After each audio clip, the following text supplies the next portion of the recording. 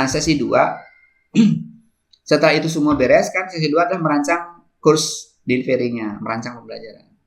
Nah, yang OBE harapkan adalah yang dari pivot classroom Bapak Ibu. Jadi, sebelum anak masuk kelas itu belajar mandiri gitu. Makanya perlu disediakan modul gitu. Modul digital maksudnya, modul digital, ada buku teks. Bapak Ibu pengampu mata kuliah, tolong dianggarkan gitu setiap mata kuliah memiliki buku teks.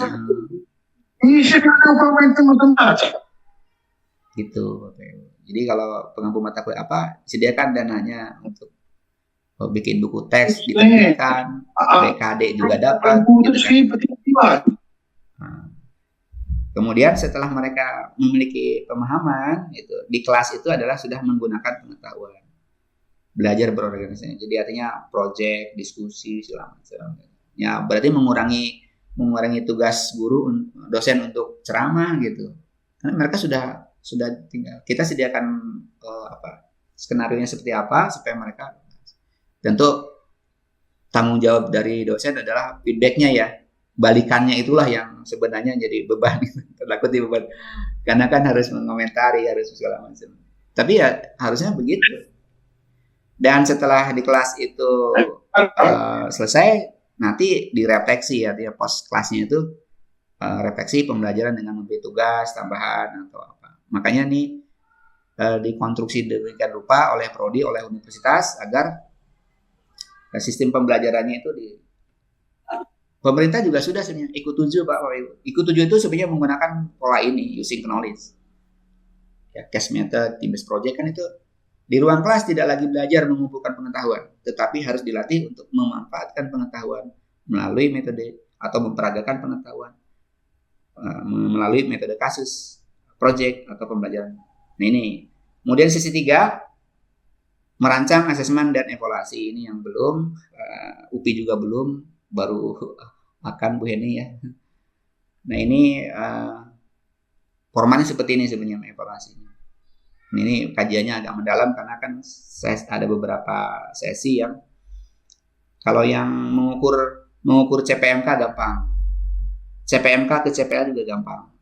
Tapi ketika nyampe pada tujuan pendidikan atau PO lah gitu ya, atau profil lulusan, ini kan harus melalui peser study. Gimana nih efektivitasnya? Oleh karena itu sebenarnya dalam OBE untuk membantu proses memahami profil lulusan, menetapkan ketercapaian kurikulum, itu namanya advisory board. Advisory board. Di UPI sendiri belum, kalau di UGM udah mereka hampir semua prodi punya advisory. Advisory board itu adalah dewan pengarah, dewan pembina yang unsurnya ada dari dosen sebagian, tapi kebanyakan dari luar. Ada alumni, ada pengguna lulusan barangkali, ada pejabat setempat, ada tokoh-tokoh nasional mungkin yang misalnya di seni tari atau seni musik ada yang bersedia untuk jadikan pembina kan boleh aja. Pertemuannya ya akhir semester atau setahun sekali gitu ya. Kita foto-foto gitu ya. Untuk sebagai apa? Untuk menentukan arah prodi kemana gitu sebenarnya. Nah itu kan penting juga sebenarnya. Untuk mengganti barangkali profil lulusan. Kan perlu dievaluasi gitu. Maaf Prof Yani, ini seperti yang disampaikan tadi mungkin perlu juga ya kami memperoleh gambaran formal. Ya. Nah, ini untuk pembuatan kurikulum masih ada waktu. Bagi Bapak Ibu yang ingin mengajukan pertanyaan mungkin bisa ditulis di chat ya. Nanti kalau masih ada waktu biar bisa ditanggapi oleh Prof Yani. Ini biarkan Prof Yani bisa menambahkan gambaran format yang digunakan. Monggo Prof. Kita KPT yang kemarin aja barangkali dengan Bapak Ibu ya. Bukunya mungkin harus di share Bu. Mungkin juga Bapak Ibu sudah punya memiliki panduan KPT ini. Tapi warnanya yang terbitan tahun 2024 ya. Mohon saya share, bisa di download kok.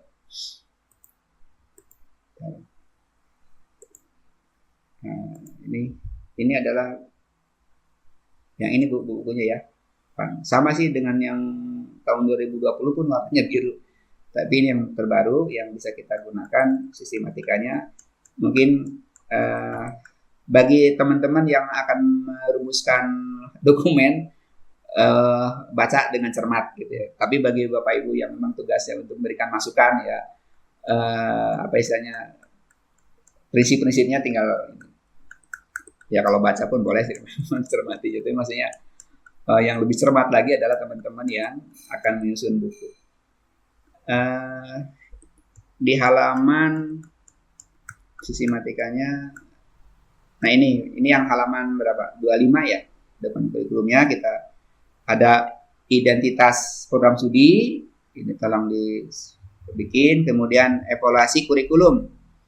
Evaluasi kurikulum itu isinya adalah dari hasil study, pertemuan dengan para stakeholders, pengguna lulusan, alumni, kalau bisa saya memang dengan advisory board, ya para tokoh masyarakat yang concern dengan atau peduli dengan prodi kita undang, kemudian dijadikan sebagai dasar untuk mengembangkan kurikulum. Jadi arahnya kemana, tantangannya seperti apa, ini sudah ada di sini. Kemudian landasan perencanaan pengembangan kurikulum, artinya perlu sedikit jelaskan barangkali ada filosofis. Landasan filosofis yang perlu disampaikan di situ adalah kita mengenal ada beberapa filosofi ya. Kalau geografi sih sebenarnya ke progresif. Kalau seni barangkali idealisme gitu. Eksistensialisme itu tolong dipelajari karena ini akan menjadikan warna kita di dalam mengembangkan nanti ke arah mana. Anak itu mau diarahkan kemana, mau dibawa kemana, itu biasanya landasan filosofis. Perlu satu paragraf saja, tapi esensinya Bapak Ibu harus memahami bahwa filosofi yang akan digunakan adalah idealisme, kemudian ada apa lagi yang terkait dengan perennialisme misalnya gitu.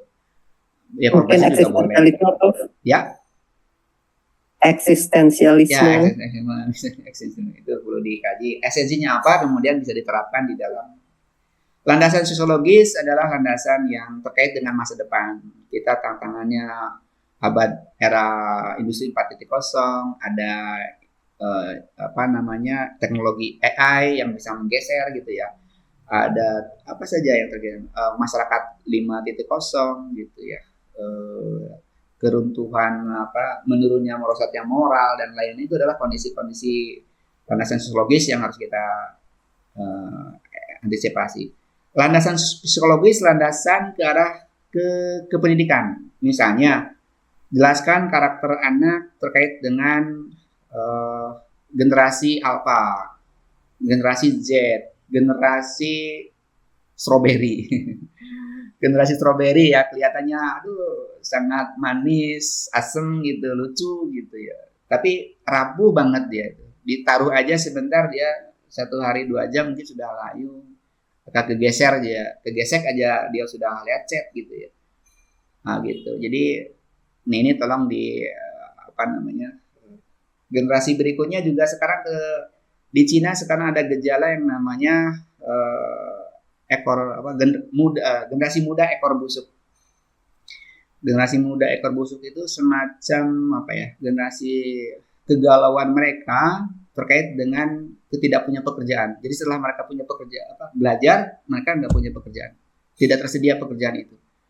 Ya, di Amerika juga ada isu sekarang mereka beralih ya, lebih baik menjadi pertukangan ke seni, mungkin ke pertanian, mungkin seni berpeluang ke depan ya untuk bisa jadikan sebagai alternatif tanda kutip ya dapat pekerjaan.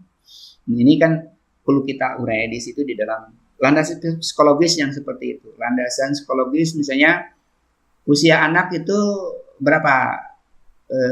Usia tahun 17-18 tahun, ini berarti remaja akhir atau mungkin dewasa awal gitu. Nah itu pun punya karakter tertentu yang perlu kita jelaskan di dalam dalam kurikulum.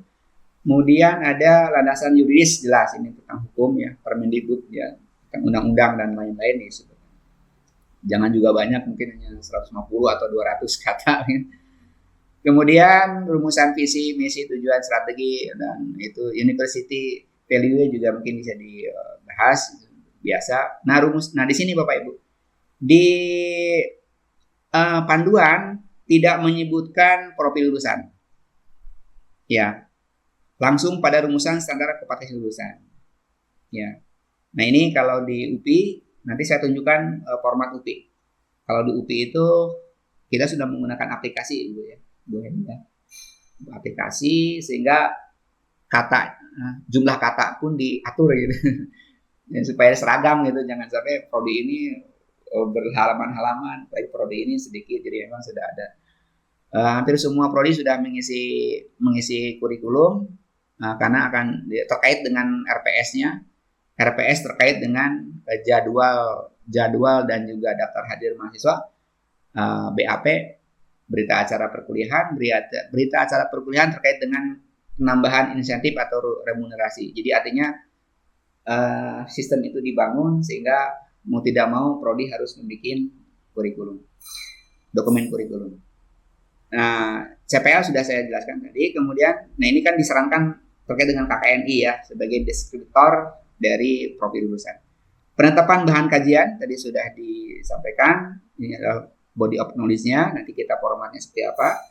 Kemudian pembentukan mata kuliah, tadi dari bahan kajian, kemudian matrik atau mata kuliah masa tempuh, dijelaskan. Modalitas pembelajaran dan perencanaan, ini tidak perlu dilampirkan satu persoalan, barangkali ini semacam apa ya, persyaratan tertentu yang harus ada ya, semacam di apakah model pembelajaran nanti dengan blended, dengan apa, itu dijelaskan di sini Pak, Bapak Ibu. Jadi memperbolehkan misalnya dosen secara blended atau hybrid, boleh berapa persen.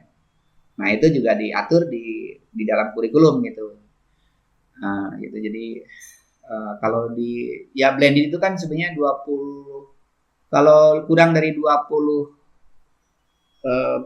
blended masuknya ke online ya. Jadi online itu, nah ada istilahnya sinkronus asinkronus kan Bapak Ibu ya.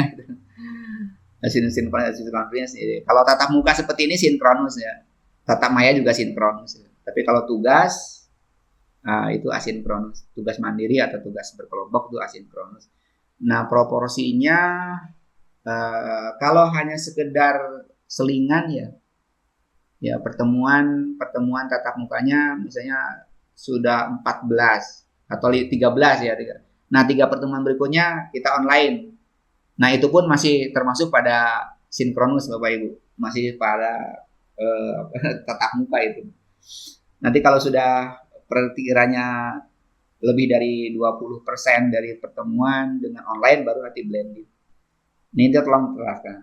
Kemudian rencana implementasi hak belajar 3 semester ini kan masih berlaku Bapak Ibu ya, masih berlaku. Kalau di UPI rencananya hanya 1 semester aja untuk di luar prodi yang BKM-nya gitu ya.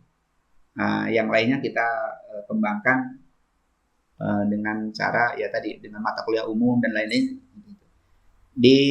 Kalau untuk S2 boleh nggak untuk menampilkan ini? Boleh Bapak Ibu menjelaskan tentang bagaimana rekognisi, misalnya mahasiswa menerbitkan artikel pada mata kuliah ini, nggak usah kuliah tapi direkognisi boleh ya.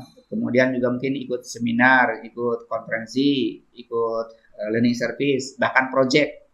Di Unpad kalau nggak salah sekarang ada pengganti skripsinya dengan project Bapak Ibu. Jadi dia bikin project itu sebagai pengganti skripsi. Itu boleh. Di UPI juga bisa dengan project. S2 bahkan S2 mereka sudah bikin project. Jadi dia tidak bikin tesis tapi dia bikin project, kemudian direkognisi oleh prodinya sebagai salah satu tugas akhir, itu juga bisa. Nah itu kebijakan-kebijakan itu memang harus kreatifnya dari pimpinan. Barangkali itu Pak, mohon maaf ini banyak improvisasinya.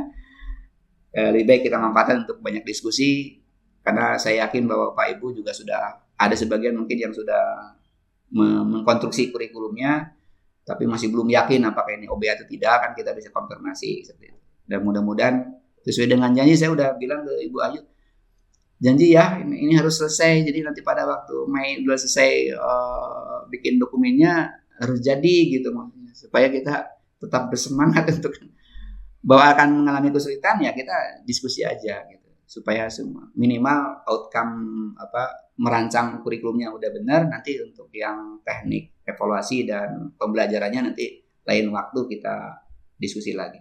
Demikian, maka mohon maaf, disilakan barangkali dipandu untuk tanya jawab.